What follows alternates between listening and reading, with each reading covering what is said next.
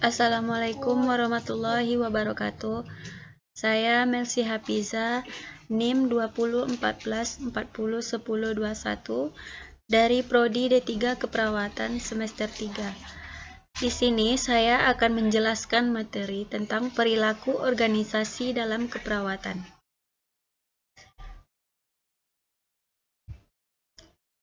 Organisasi merupakan setiap bentuk persekutuan antara dua orang atau lebih yang bekerja sama untuk sesuatu tujuan bersama dan terkait secara formal di mana selalu terdapat hubungan seorang atau sekelompok orang yang disebut pimpinan dan seorang atau sekelompok yang lain disebut bawahan.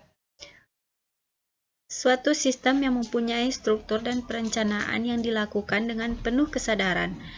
Di dalamnya, orang-orang bekerja dan berhubungan satu sama lain dengan suatu cara yang terkoordinasi, kooperatif, dan dorongan-dorongan guna mencapai tujuan yang telah ditetapkan. Struktur organisasi. Yang pertama, struktur birokrasi. Organisasi besar di mana orang-orang di dalamnya memiliki pengetahuan tertentu yang terorganisir di dalam sebuah hierarki yang jelas dan masing-masing memiliki misi yang spesifik. Kelebihan birokrasi yang pertama, terdapat aturan-aturan serta prosedural dalam suatu organisasi. Yang kedua, mempunyai spesialisasi pekerjaan dan job description yang jelas. Ketiga, ada hierarki otoritas yang formal sehingga memudahkan pengkoordinasian. Kelemahan dari birokrasi pertama, hierarki otoritas yang formal malahan cenderung kaku.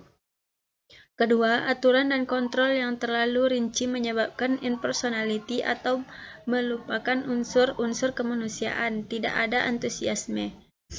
Yang ketiga, maupun keceriaan dalam organisasi karena segala sesuatu sudah diatur sedemikian rupa.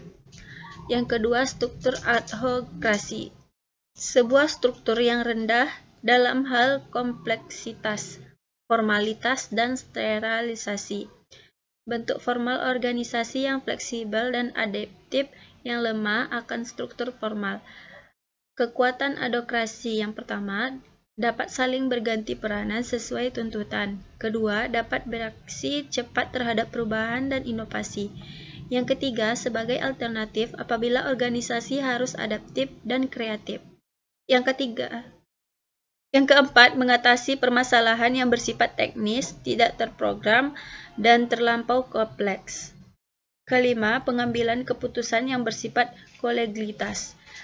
Kelemahan dari adhokrasi yang pertama, konflik menjadi bagian yang inheren.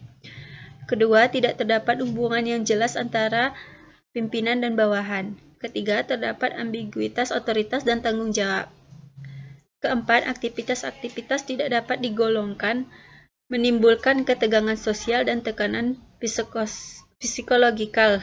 Seringkali muncul kekacauan. 3. Struktur matriks. Struktur organisasi yang muncul setelah era birokrasi. Struktur keorganisasian di mana masing-masing karyawan bertanggung jawab kepada seorang manajer fungsional atau manajer divisi dan terhadap manajer proyek atau manajer kelompok. Kelebihan dari matriks ini yaitu memaksimalkan efisiensi penggunaan tenaga-tenaga fungsional dan struktural, memberikan fleksibilitas kepada organisasi dan membantu perkembangan kreativitas serta pelipat gandaan pemanfaatan. Sumber-sumber yang beraneka ragam, menstimulisasikan kerja sama antar disiplin dan mempermudah kegiatan-kegiatan perusahaan yang bermacam-macam dengan orientasi proyek. Membebaskan manajemen puncak dari perencanaan. Melibatkan dan memberi tantangan kepada orang-orang. Mengembangkan keterampilan-keterampilan para karyawan. Memotivasi orang-orang untuk memperhatikan produk. Memungkinkan pemindahan tenaga ahli pada bidang yang membutuhkan.